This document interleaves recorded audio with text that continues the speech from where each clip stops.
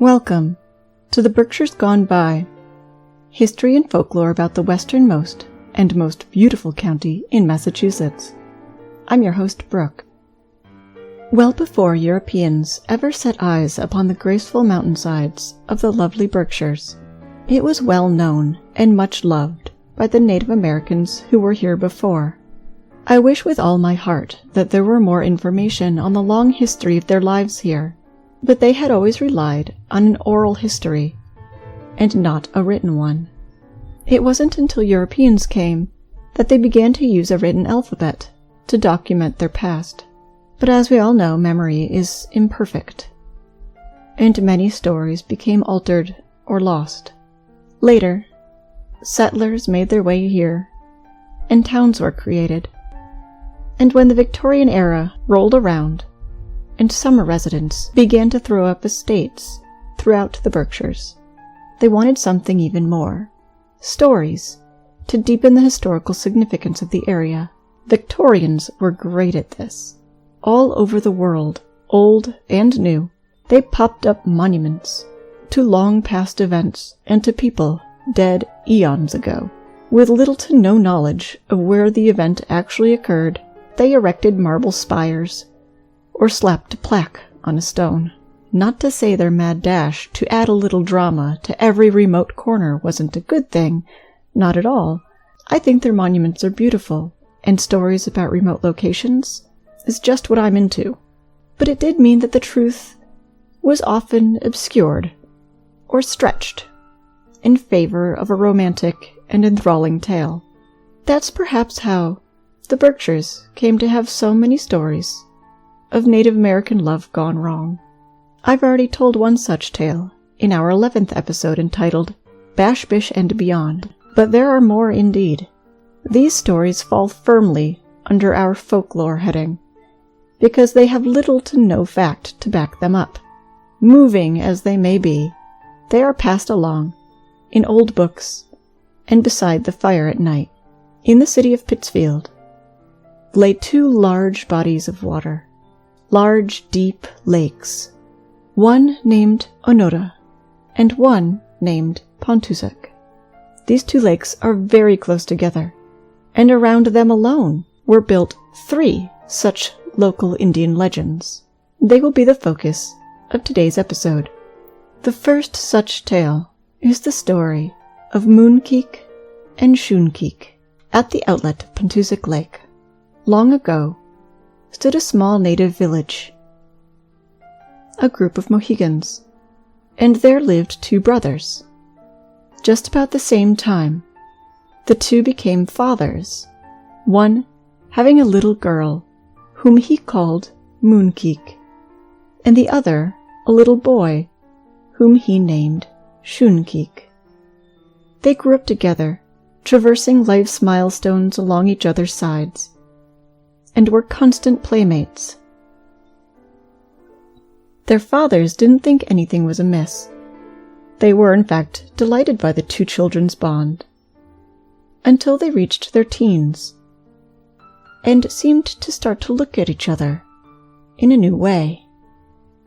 The little girl had become a beautiful woman, and the little boy a handsome man.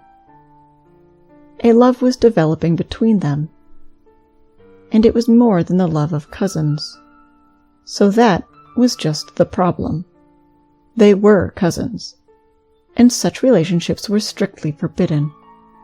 Even when other young men wanted to court the beautiful Moonkeek, she turned them down. The fathers talked with their children, and told them that the idea of a future together was impossible. The teens were at first heartbroken, but the lake itself offered another option. Small boats were almost always upon its surface, tiny boats from which people fished, and late at night they used torches to light the way. It was easy enough for the 2 to each find a boat, and in the dark of night slip across the still waters to a secluded shore or one of the islands, to spend a little time together, away from the eyes of the others. But they weren't safe completely, for there was a man who wanted Moonkeek for his own. He was called Nokowando. He saw the two slip across the lake together and ran to tell their fathers. Their fathers scolded them severely and warned the pair against any future meetings or risk punishment. Despite this, they found enough time that night to meet at the island once more and make a plan to run away together the very next night. They'd leave the land of their own tribe and take refuge far away, perhaps with another. And if their attempt at leaving failed, the pair promised to slip into the deep waters and sink together to the bottom, to be with one another forever. The next night, Moonkeek had arrived upon the island first, her small bundle of possessions with her in the canoe, and she waited there for her sweetheart, her cousin. But as Shunkeek left their village in his canoe to meet her, so that they could, under the cover of night, run away together across the mountains, the jealous Nokowando saw the young man, and in a rage aimed his arrow. Shunkeek had made it quite a distance, but it wasn't enough to dissuade Nokowando. The bow was drawn, and the projectile, freed, found its terrible mark. Shunkeek tumbled from the canoe and vanished into the darkness of the waters below. But the canoe moved along just the same, passing through the waters toward her, and as it came closer to the shore on which she waited, she could see a figure of the one she loved. No, it was different. It was the airy figment of him, the transparent spirit. She cried out Shunkeek so sharply and with such pain that even his killer could hear. The canoe, carrying the impression of her loved one, drifted past the island, just out of reach, and continued on into the night.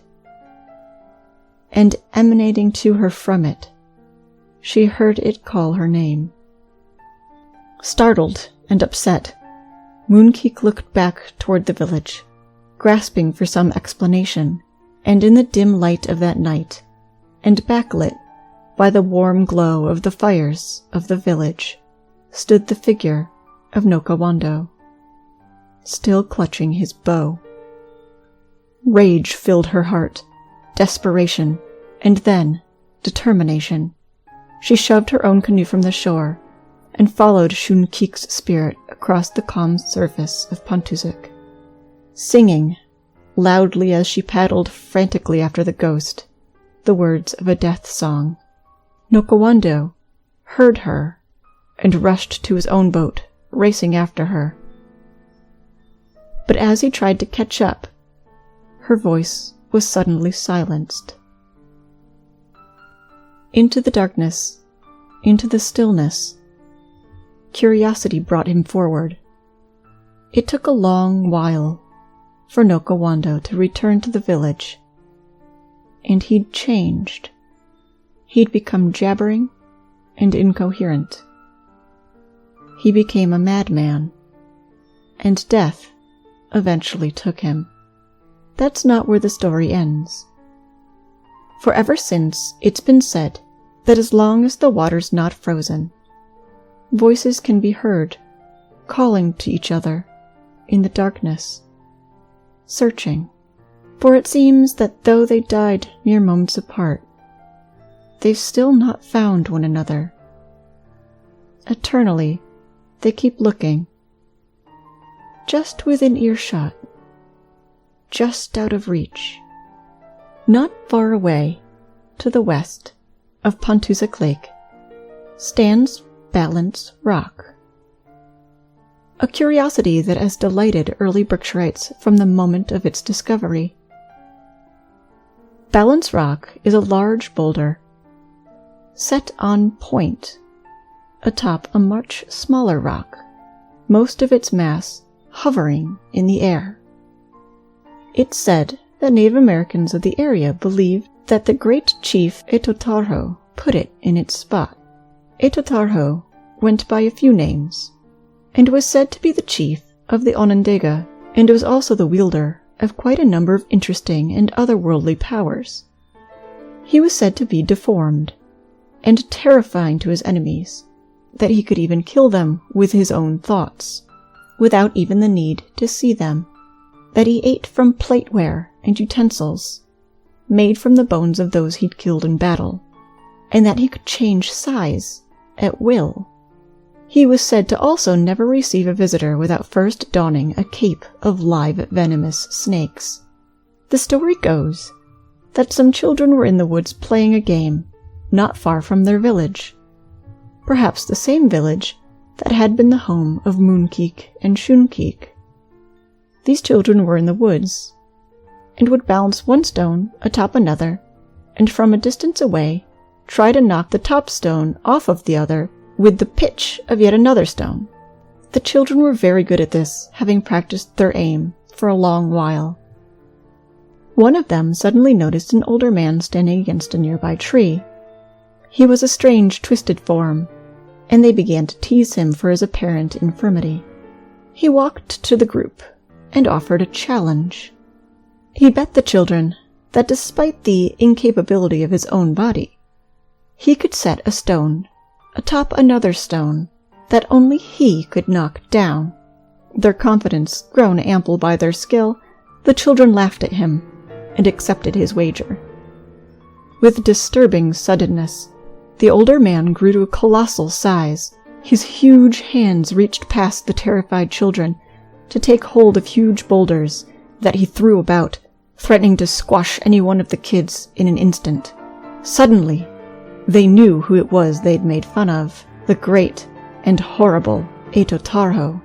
They were so frightened they couldn't even run, and watched with wide eyes as he carefully set a colossal boulder atop another smaller stone, and there it balanced perfectly.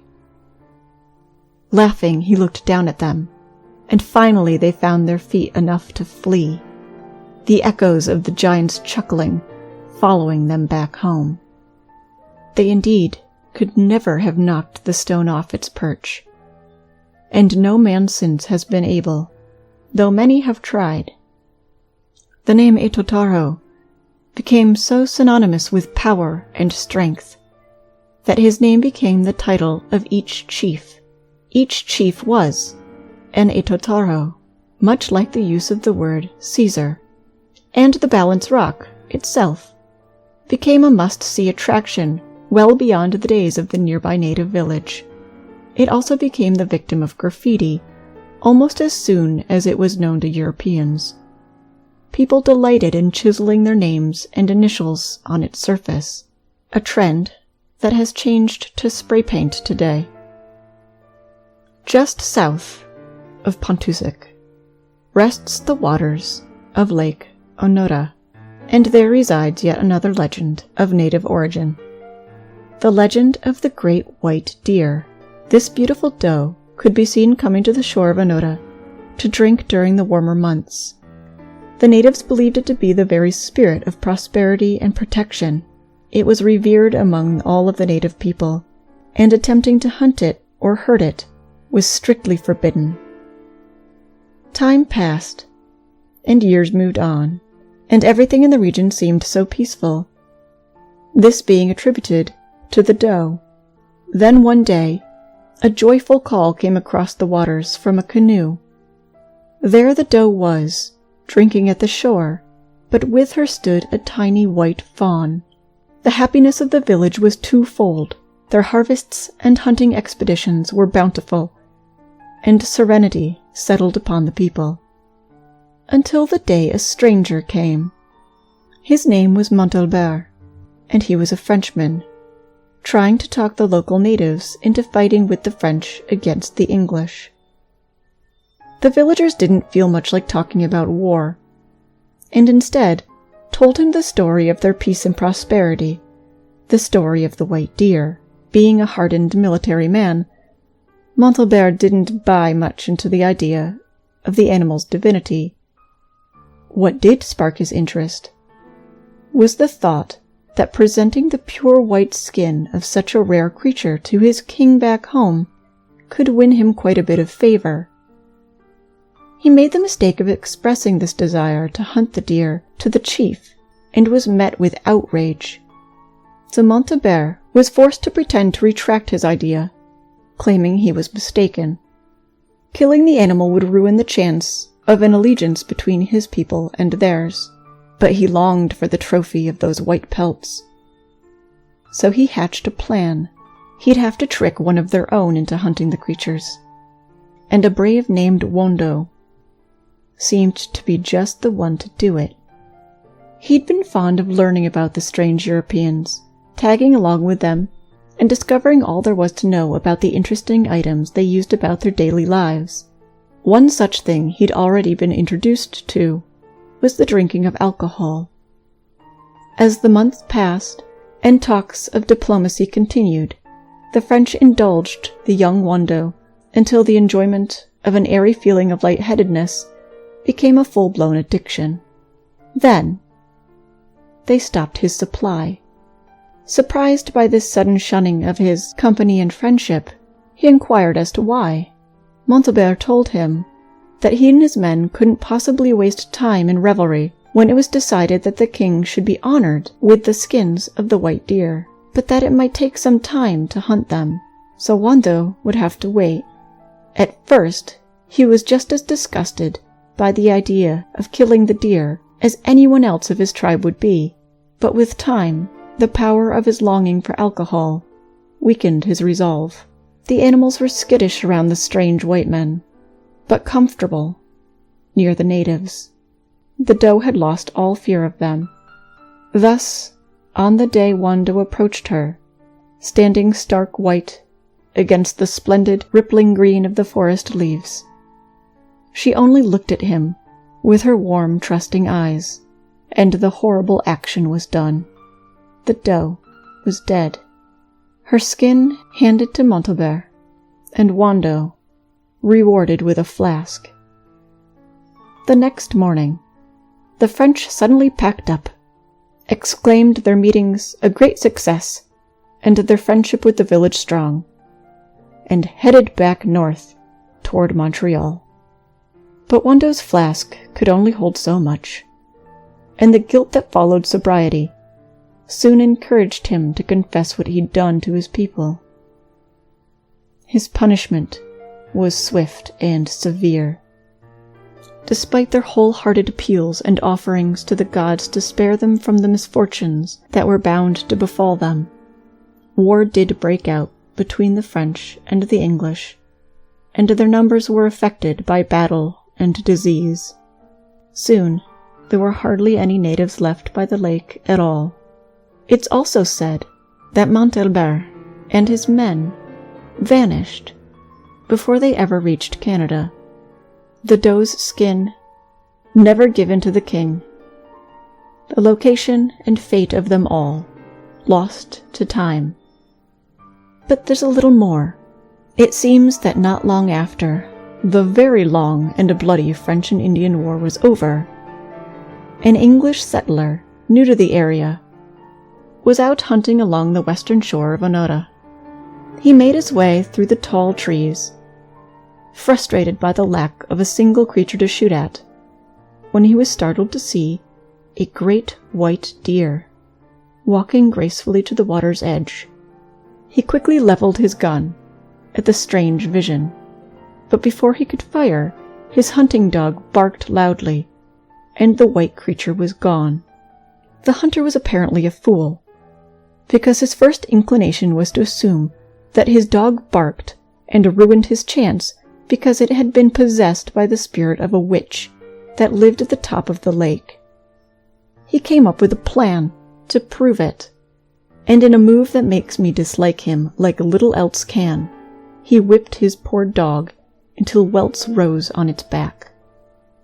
So sure of himself, he then marched up to the cabin of the witch and pounded on the door. When the woman inside answered it, he demanded that she turn around and pull up her shirt to show him her back. He was so certain that the connection with his dog would mean that she would have suffered the same beating in a spiritual fashion, that the idea that he was in fact confronting a possible witch didn't even seem to frighten him.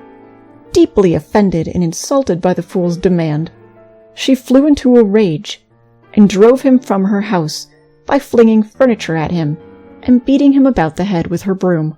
The fool hurried away, with his figurative tail between his legs. He was certainly more the village idiot than she was a witch. If she had been a witch, I'm sure he would have suffered far worse. But perhaps the white deer was the grown fawn of the white doe. And maybe that dog knew better than to let his owner kill the deer, and risk throwing the entire area into another era of misfortune. White deer are still spotted around the county from time to time. Maybe that's part of what keeps this area so beautiful. Certainly the lakes of Onota and Pontusic are beautiful. So next time you're in the area, why not check out the handiwork of the giant Etotarho at Balance Rock? Keep an eye peeled for the white deer at the shores of Onota Lake, or row across Pontusic as night falls, and listen carefully for the calls of Moonkeek and Shoonkeek that echo across the waters. This has been The Berkshires Gone By, created, written, directed, and read by myself, Brooke Renier, and co-produced by Deanna Garner. You can find images and links to episodes on Instagram, Twitter, and Facebook. You can email us at theberkshiresgoneby@gmail.com, or find all of these things at our website, www.theberkshiresgoneby.com. We hope you'll join us for our next episode. Thanks for listening.